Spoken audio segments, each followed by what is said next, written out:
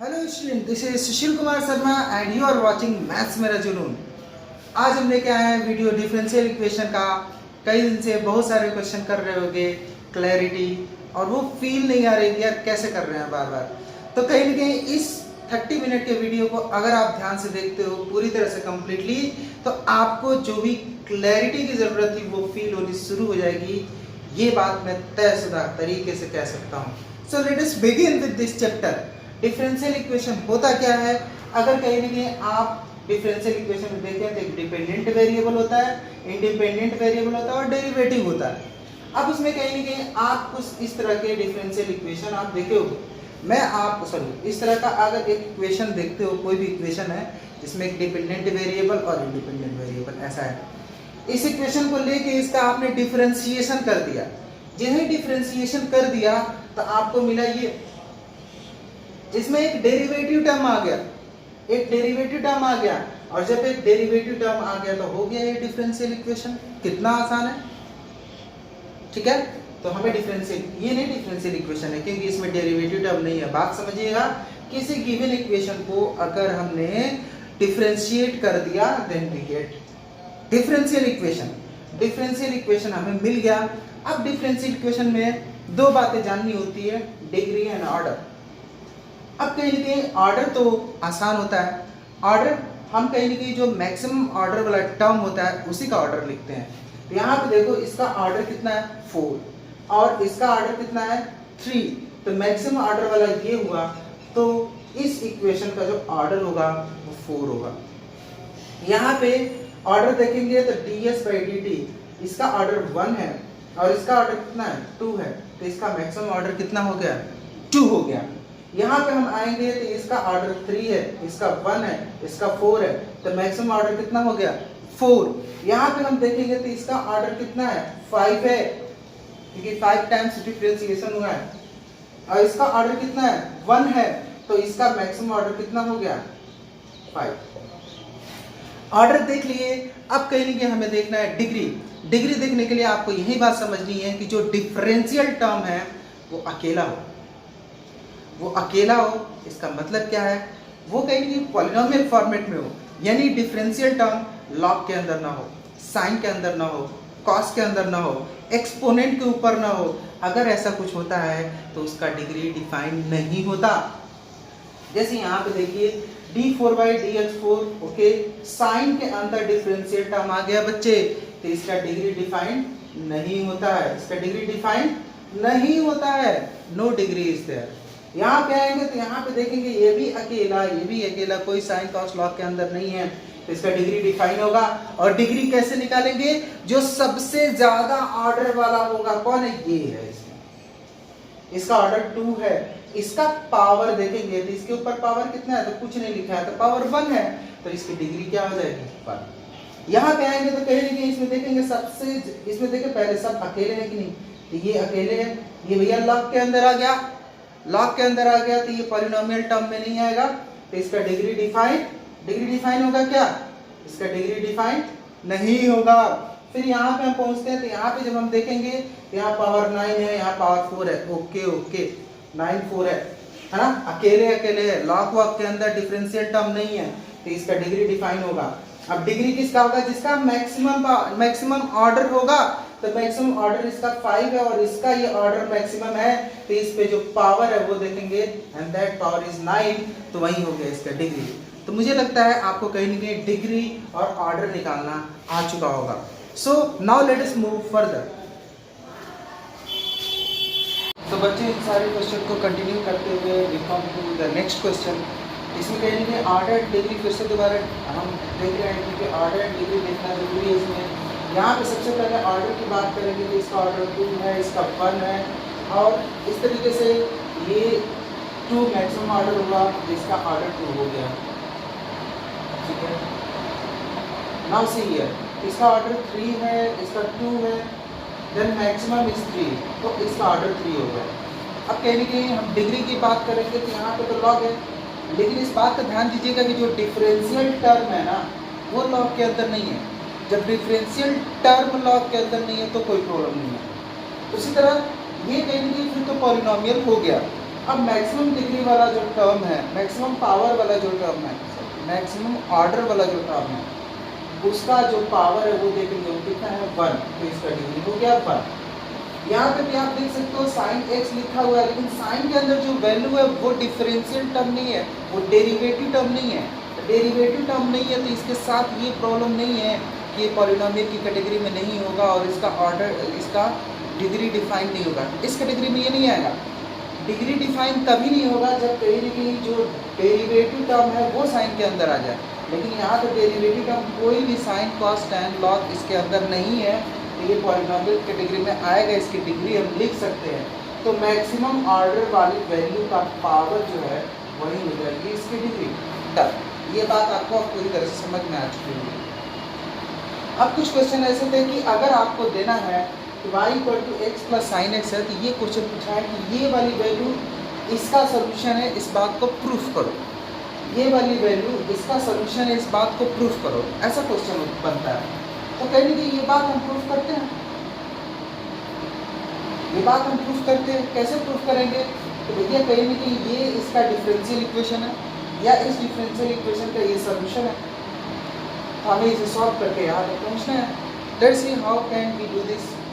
अगर इसका डिफरेंशिएशन करेंगे, दिस इज वाई डैश, इसका डिफरेंशिएशन करेंगे, x का डिफरेंशिएशन 1 हो जाएगा क्योंकि पहली बार या x को पहले कांस्टेंट ले लो, y का साइन x का यहाँ प्रोडक्ट रूल लग रहा है, ये सबको समझ में आ रहा होगा। साइन x का हो गया cos x, फिर उसके बाद से साइन x को कांस्टेंट ले लो और x का डिफरेंशिएशन हो गया 1, तो इसका हो गया डिफरेंशिएशन। अब यहाँ पे देखो आपका बना y equal to X cos X plus sine X. अब यहीं से सब मिला लो। पहला क्या है, y equal to X sine X, वहाँ से क्या निकलता है, तो y इक्वल टू अगर एक्स साइन एक्स है, ध्यान से देखिएगा, sine X equal to Y by X. अगर आपसे मैं पूछ लूँ कॉस एक्स इक्वल टू क्या होगा, तो 1 माइनस साइन स्क्वायर एक्स, ये आप जानते हो। तो अगर कहेंगे ये फंडा तुम्हें मालूम है, तो तुम फटाफट ये चीज़ कह सकते हो, X square minus Y square का रूट अपॉन एक्स, इसमें कोई डाउट नहीं होने वाला आपको। तो फटाफट हम सारी की सारी वैल्यू लिख सकते हैं। यहाँ पे x हो गया और cos x की वैल्यू क्या हो गई, root X square minus Y square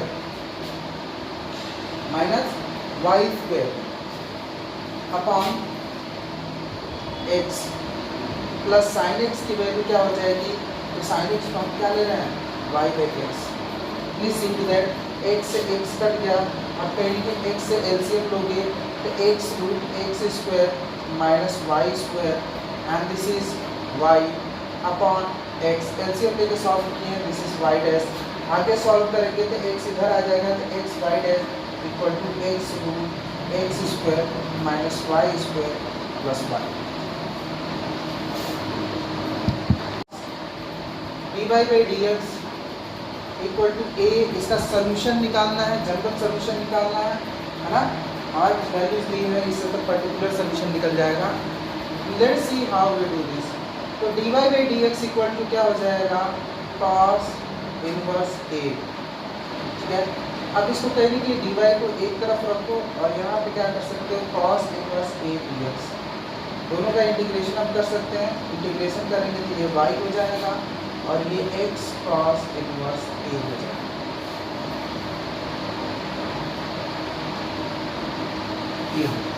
ये प्लस सी। इतना होने के बाद से हम फटाफट वैल्यूज पुट करके देख लेते हैं।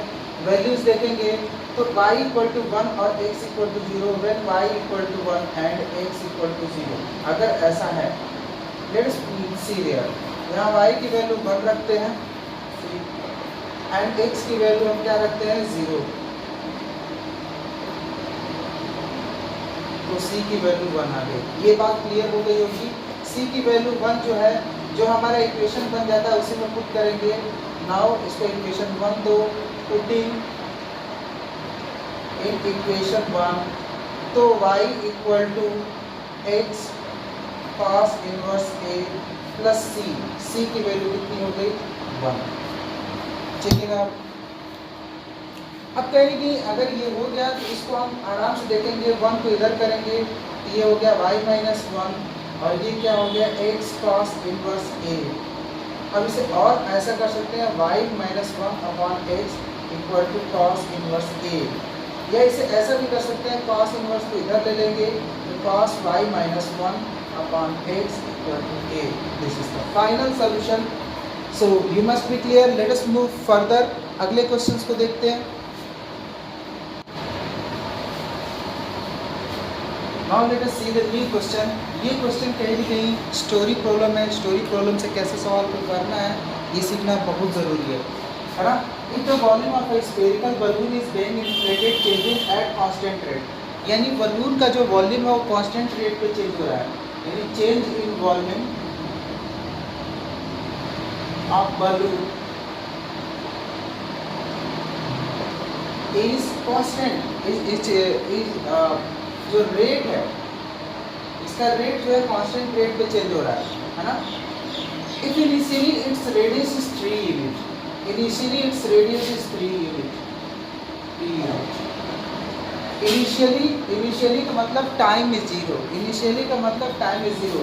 It is very important, please mind it, है ना।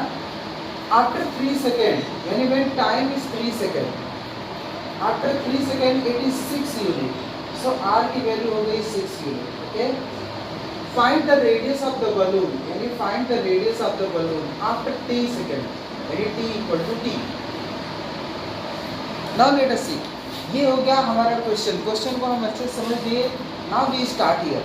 हमारा जो रेडियस होगा अगर उसको r लेते हैं तो वॉल्यूम ऑफ बलून को हम कैसे लिख सकते हैं?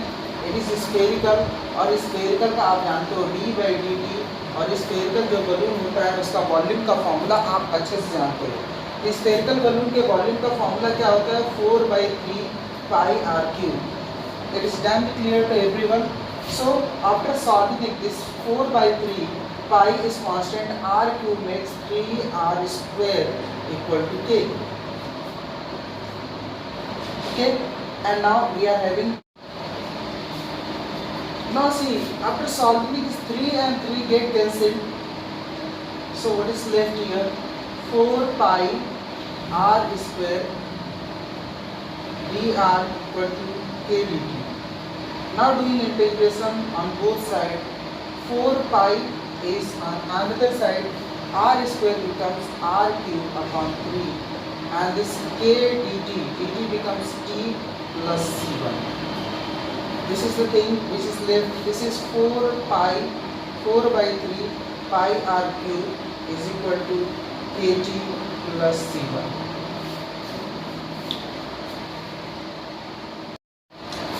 तो व्हाट इज लेफ्ट हियर? अब यहाँ पे कहीं नहीं कि हमारे पास कुछ वैल्यूज हैं। When t is 0 then r is equal to 3, so put here 4/3 pi r equal to 3 यानी 3 का cube k and t equal to 0 plus c1. This 3 is going to cut one of the 3, that 3 square 9, 9 4s are 36 pi, and this is c1. So c1 equal to 36 pi. Point है कि हमारा जो main equation that we got वो ये है, इसी में values put करनी है, बड़ा इंपॉर्टेंट है ना। तो put c1 in equation 1, equation 1 में c1 की वैल्यू पुट करते हैं। सो this is 4/3 pi r cube kt, और प्लस c1 की वैल्यू कितनी हो गई? 36 पाई। ओके, इसमें 3 को हम भेजते हैं तो 4 पाई r cube and this is 3 kt plus 36 pi. We come till here. इतना करने के बाद से हम कहीं भी सवाल को थोड़ा आगे बढ़ाते हैं और कहीं की फिर इन सवालों में वैल्यू पुट करते हैं, तो इसमें वैल्यू लाकर पुट करेंगे ताकि अब मुझे k फाइंड आउट करना है ना। This is equation second. So put r equal to 6 and t equal to 3 in equation second. Second equation में वैल्यू पुट करते हैं। Please see here. So this is 4 pi r cube, 3 kt k and t is 3, and what is 36 pi? So this is 36 pi. r यहाँ देखते हैं, यहाँ पे 4 हो गया, ये हो गया 216 into 4 pi इक्वल टू 3 3 जा 9k plus this is 3 into 36 पाई। इतना सबको समझ में आ गया होगा। मुझे 9 कॉमन सब में दिख रहा है, 9 निकाल देते हैं तो 9 1 जा 9 2 जा 18, 3 4 जा into 4 pi equal to 9k and this is 4 and 4 3 जा 12 पाई। ठीक है, this is 96 पाई, 12 पाई इसमें से माइनस हो जाएगा, this is 9k, sorry this is 1, it has become 1। 9 सब में से हमने कॉमन ले लिया है, so here what we get 84 pi, so the value of k is 84 pi। I think it is clear to everyone। k की वैल्यू हमने पुट कर दी, तो अब लिखेंगे put value of k। So please see the question, है ना, we are having no space, so we are having the main equation. Main equation को छोड़ के और सारी चीज़ मैं इरेज कर देता हूँ। मुझे लगता है यहाँ तक बातें तो क्लियर होंगी आपको, है ना, तो मैं और सब चीज़ें इरेज कर देता हूँ एंड फिर से कहने की हम लिखते हैं ticket I see everything, now I am erasing others. So main equation को छोड़ के और सारी चीज़ों को हम इरेज करेंगे। Okay, so see what are the main equation, I am not erasing that.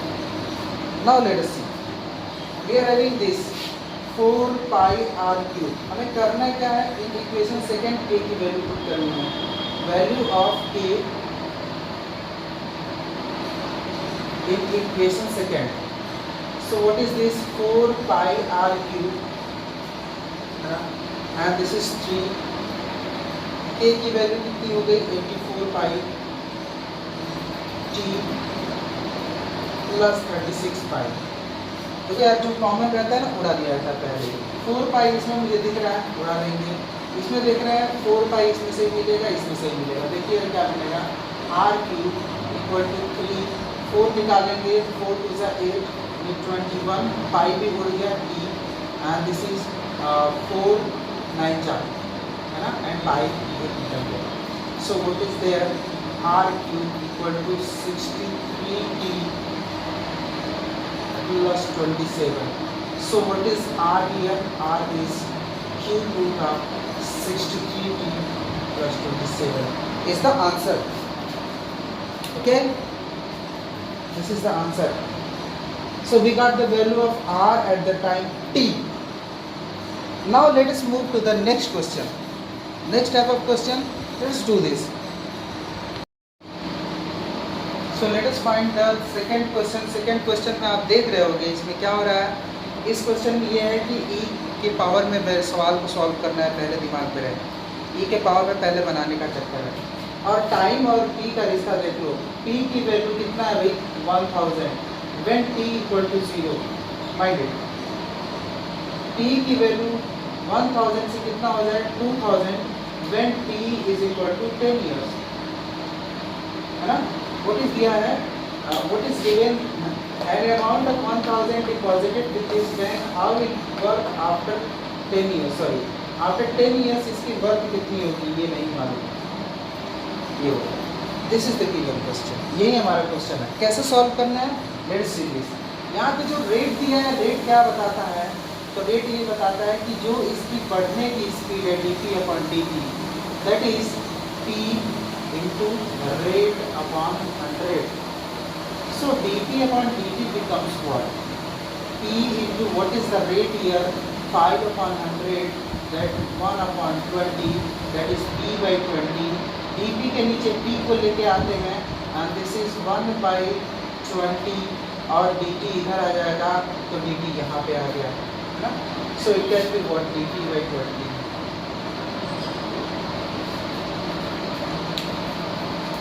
After solving this, what we are getting? After solving this, this is log p equal to 1 by 20 t plus c bar। ये चीज मिला, हम t by 20 से लिखते हैं। So after that when log को हम आगे बढ़ाएंगे तो लॉग इधर आता है तो e का पावर बनाता है, लॉग दूसरे साइड में जाता है तो e का पावर, e का पावर एक दूसरे साइड में जाता है तो log के फॉर्म में बदल जाता है। ये सीख लीजिए, ये e के पावर में होगा t by 20 plus c bar। So this is e power t by 20 into E power C1, this is P। So P की वैल्यू, इसको एक हम पूरा फुल प्रूफ कांस्टेंट ले लेते हैं बड़ा वाला C, and this is e power t by 20। We got this. हम पहला इक्वेशन निकालेंगे, कांस्टेंट की वैल्यू निकालेंगे, फिर दूसरे कंडीशन से हम सवाल को सॉल्व कर लेंगे। Now we come to the first condition, when g equal to 0, p equal to 1000। तो p की वैल्यू 1000 पुट करते हैं, c e पावर t की वैल्यू 0/20, e पावर 0 जो होता है बच्चों को हो जाता है 1, तो इसका मतलब c की वैल्यू जो आती है निकल के यहाँ से 1000 आ जाएगी बच्चों। तो जब c की वैल्यू निकल गई तो हमारा जो इक्वेशन था, बेसिक इक्वेशन, वो तो यही था, सॉरी नॉट दिस, हमारा जो बेसिक इक्वेशन बन गया था वो ये बन गया था। This is equation number 1। Equation number 1 में c की वैल्यू पुट कर दो, put value of c in equation 1। Equation 1 में जो ही c की वैल्यू पुट करोगे, then this is 1000, and c की वैल्यू जो ही पुट करोगे, sorry this is p, and c की वैल्यू जो ही पुट करोगे तो कितना हो जाएगा 1000 e power t by 20। This is your final equation. क्योंकि इसमें अब कोई कांस्टेंट नहीं रह गया है, then you get the final equation here. जब तुम्हें फाइनल इक्वेशन मिल गया ना, तो आप अपना सवाल आराम से सॉल्व कर सकते हैं कि p की वैल्यू क्या होगी। Now let us choose here how to solve. Now here we have to put the value, है ना, हमें कहीं ना कहीं p की वैल्यू फाइंड आउट करनी है। तो find p when t equal to 10 years. अगर 10 ईयर्स है तो p की वैल्यू क्या होगी, तो जो इक्वेशन है इससे निकालो, t equal to 1000 e power t की वैल्यू 10 है, 10/20 यानी 1000 इंटू e की पावर 0.5। ये केस आ गया, उसकी वैल्यू पुट कर दो, 1000 इंटू 1.648, दैट इज 1648 रुपीज, ये हो जाएगी। So this is done, this question is done. Now we move to new type of question, और इस क्वेश्चन के बाद से आपको एकदम क्लियर हो जाएगा कि वर्ड प्रॉब्लम कैसे सॉल्व करना है। So let us see the question number 3। Question number 3 में क्या दिया है देखिए ध्यान से। ये वर्ड प्रॉब्लम है, वर्ड प्रॉब्लम को स्लोली एंड स्लोली आप समझ सकते हो प्रयास करोगे तो। ये वर्ड प्रॉब्लम है, थर्ड वर्ड प्रॉब्लम है। इन तीनों वर्ड प्रॉब्लम को अगर आप ध्यान से पढ़ते हो तो आपको ये आइडिया हो जाएगा कि किस तरीके से हमें वर्ड प्रॉब्लम को सॉल्व करना पड़ेगा। एनसीईआरटी में मुझे लगता है कि सबसे अच्छे वर्ड प्रॉब्लम में आता है। The culture bacteria count is 1 lakh, the number is increase by 10% in 2 hours, how many hours will the count reach 2 lakh if the rate of growth of bacteria is proportional to the number present? So let's see, हम कहेंगे कि एक n not value लेते हैं, and this is number of bacteria when t equal to 0, ये initial count है, और n naught की जगह हम n पे आते हैं। This is number of bacteria when t equal to t, मतलब at a given time, general time के लिए जनरल वैल्यू ली गई है। अब कहेंगे कि इसके बाद हम सबसे पहले देखते हैं number increase by 10% in 2 hours, number increase by 10% in 2 hours। इसका मतलब क्या है, इसको समझते हैं।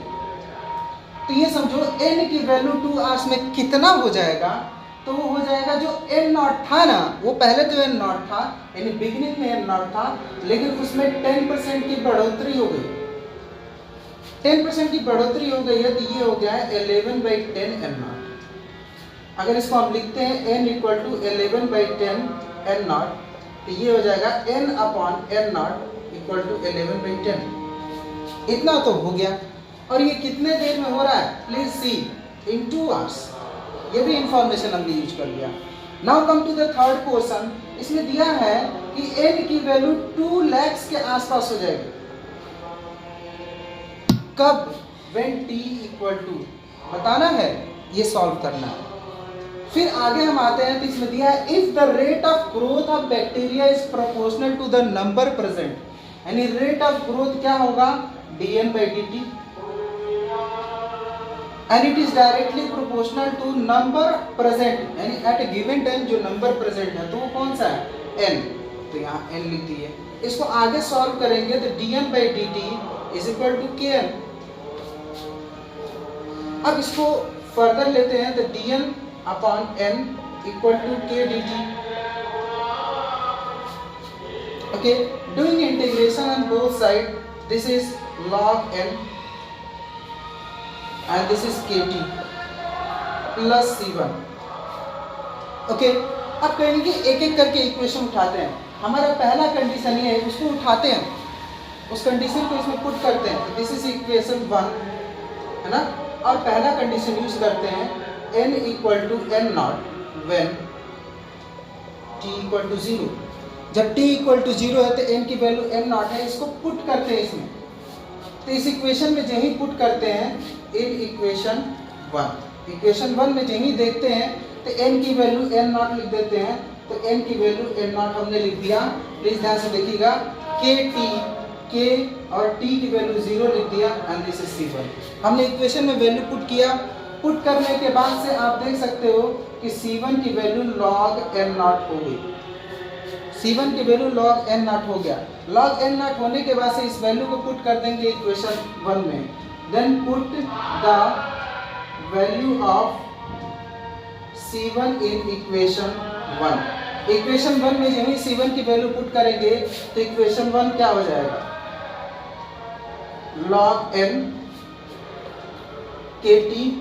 Okay, and what is c1 here, c1 is how much, log n not. इसको सॉल्व कर लेते हैं फटाक से। तो log n, इसको इधर लेते जाएंगे तो ये हो जाएगा log n naught equal to kt। इसको आगे देखोगे तो log की प्रॉपर्टी के हिसाब से माइनस है तो n upon n naught equal to kt। Now we get better equation, यानी इससे बेहतर इक्वेशन ये है, ज़्यादा पर्टिकुलर है क्योंकि वैल्यू हमने पुट कर दी है c की। This is equation number 2। Equation number 2 में आने के बाद से फिर से हमें टेंशन हुई कि ये k कहाँ जाएगा, k को भी हटाओ, तब k की भी वैल्यू पुट करनी है। लेकिन इससे पहले आपसे मुझे चाहिए स्पेस। तो इसमें कहीं ना कहीं मुझे स्पेस देखना है, तो please see the question once again. Now I see the space. Okay,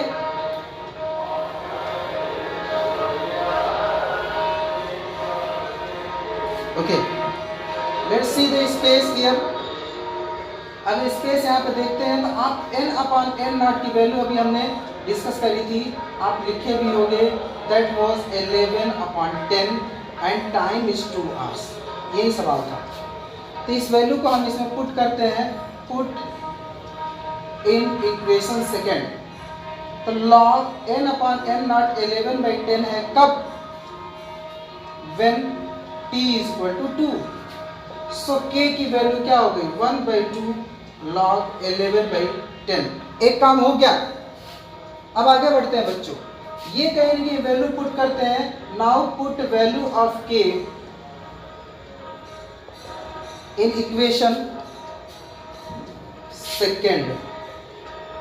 so this is log n upon n not k की value 1/2 log 11/10 and this is t। ठीक है, हमने वैल्यू पुट कर दी।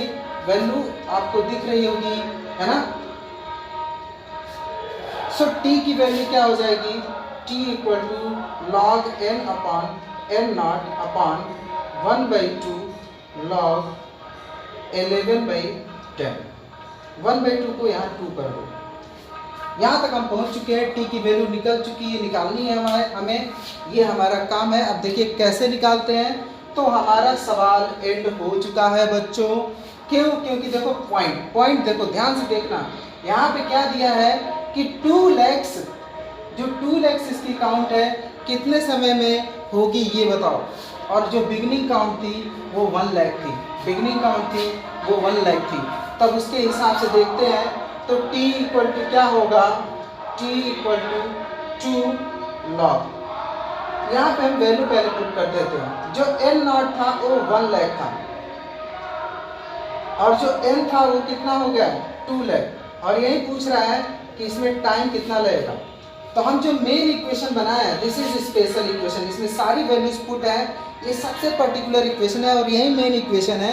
इसी से वैल्यू हमें निकालनी है। तो अगर इसको हम ध्यान से देखते हैं तो t की वैल्यू क्या होगी 2 log। नाउ सी n की वैल्यू कितनी है 2 lakh, n नॉट की वैल्यू कितनी है 1 lakh अपॉन log 11/10। तो आप देख सकते हो this is 2 log 2 upon log 11/10। This is your final answer. So this is done. Now we move to the next type of questions